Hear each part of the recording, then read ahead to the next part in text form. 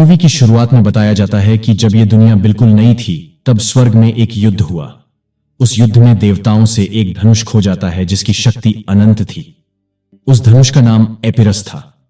युद्ध में जीतने वालों को देवता बुलाया गया और हारने वाले टाइटन्स पुकारे गए। टाइटन्स को टार्टरस पर्वत के नीचे कैद कर दिया गया। कई शताब्दी बीतने के बाद सब उस युद्ध को भूल गए और वो धनुष एक कहानी बनकर रह गया। हम एक राजा को देखते हैं जिसका नाम हाइपरियन था और वो टाइटन्स को छुड़ाने के लिए धनुष की खोज कर रहा होता है।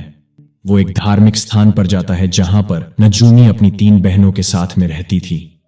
नजूमी के पास भविष्य देखने की शक्ति थी, इसलिए राजा हाइपरियन उसे पकड़ना चाहता था ताकि वो धनुष का पता लगे सके।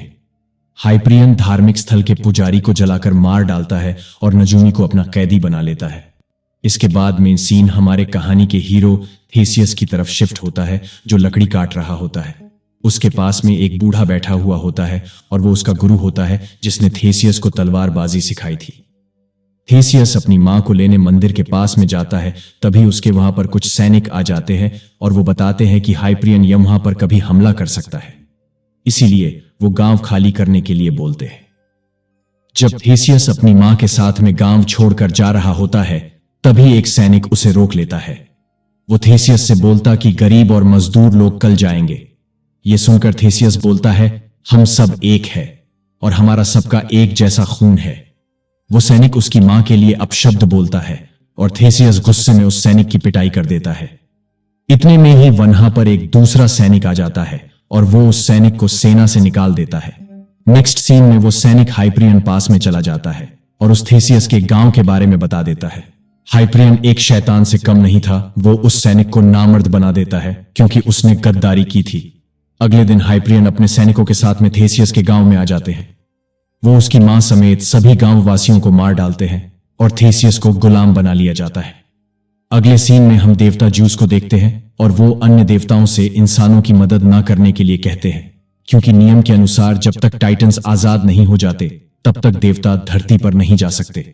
हम थेसियस को देखते हैं जिसे गुलाम बनाकर नमक की खदान में लाया गया होता है और उसी समय वहां पर नजूमी भी पानी पीने आती है। थेसियस को देखकर वो एक भविष्यवाणी देखती है कि उसने धनुष को पकड़ा हुआ है, इसलिए वो थेसियस से अपने आप को बचाने के लिए बोलती है। रात को थेसियस और वो नजूमी अपने साथियों के साथ में वहां से भाग जाते हैं, लेकिन उसकी तीनों बहन वहीं पर रह जाती है और बाद में हाइपरियन उन तीनों को पकड़ लेता है। हाइपरियन के सैनिक थेसियस और उसके साथियों पर हमला कर देते हैं, लेकिन देवता ज्यूस का बेटा वहां आकर समंदर में एक तूफान ला देता है और वो लोग बच जाते हैं। नजूमी थेसियस से उसकी मां को दफनाने के लिए बोलती है, इसलिए वो लोग गांव चले जाते हैं। अपनी मां को दफनाने के बाद में उसे एक अजीब सा पत्थर दिखता है और उसे वो तोड़ देता है। उसे वहां पर चमत्कारिक ढंग से एपिरस धनुष मिल जाता है, लेकिन तभी हाइपरियन का ताकतवर सैनिक बीस्ट उस पर हमला कर देता है। थेसियस एक चाकू के मदद से उसको कर देता है। बाहर आने पर वो देखता है कि उसके साथियों को हाइपरियन के सैनिकों द्वारा बंदी बना लिया गया है। वो धनुष का इस्तेमाल करता है और सभी सैनिकों को मार डालता है। ऊपर से हाइपरियन का बाज ये सब देख लेता है। थेसियस हाइपरियन को मारने के लिए उसके महल में जाता है, लेकिन वो टाइटन्स को आजाद करने के लिए टार्ट्स पर्वत के लिए निकल गया होता है। वहां आकर वो नजूमी की तीनों बहनों की लाशों को पाता है। कुछ समय बाद हाइपरियन के सैनिक उस पर हमला कर देते हैं और लड़ाई के समय हाइपरियन का लक्कड़बग्घा धनुष को लेकर भाग जाता है। जब सैनिक थेसियस को मारने वाले होते हैं तभी वहां पर देवता ज्यूस का बेटा एरेस आ जाता है और उन सभी सैनिकों को मार देता है। फिर देवी एथेना उन्हें टार्टस पर्वत तक पहुंचने के लिए घोड़े उपलब्ध कराती है। यह सब देखकर ज्यूस को गुस्सा आ जाता है क्योंकि उन्होंने इंसानों की मदद करके नियम को तोड़ दिया होता है। इसलिए देवता ज्यूस एरेस को मार डालता है, जबकि एथेना की जान बख्श देता है क्योंकि उसने एरेस की तरह शारीरिक रूप से हस्तक्षेप नहीं किया था। देवता ज्यूस ने थीसियस से कहा कि उसे और उसके सहयोगियों को देवताओं से कोई और सहायता नहीं मिलेगी क्योंकि उसे ज्यूस के उस विश्वास को सही ठहराना होगा जो अकेले उस पर है। थीसियस उन घोड़ों की मदद से टार्टरस पर्वत पहुंच जाता है जहां पर हेलेनिक की सेना उनकी रक्षा कर रही होती है। थेसियस हेलेनिक्स को बताता है कि हमें युद्ध की तैयारी करनी चाहिए क्योंकि हाइपरियन कभी भी हमला कर सकता है। रात को हाइपरियन थेसियस से मिलने आता है और उसे अपने साथ आने का न्योता देता है, लेकिन थेसियस उसे अपनी मां का कातिल बताता है और उसे खत्म करने की बात करता है। अगली सुबह हाइपरियन धनुष की मदद से उस पर्वत के दरवाजे को फोड़ देता है और उसके सैनिक हेलेनिक की सेना पर हमला कर देते हैं। हाइपरियन उस धनुष की मदद से टाइटन्स को आजाद कर देता है।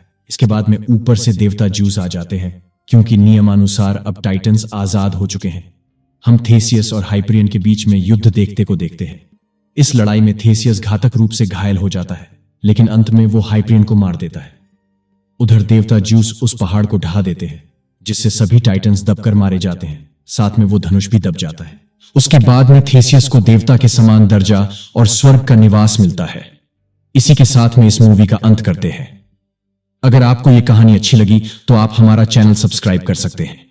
नीचे अपना कीमती सुझाव लिखना ना भूलें। तब तक के लिए अलविदा, मिलते हैं नई मूवी के साथ में।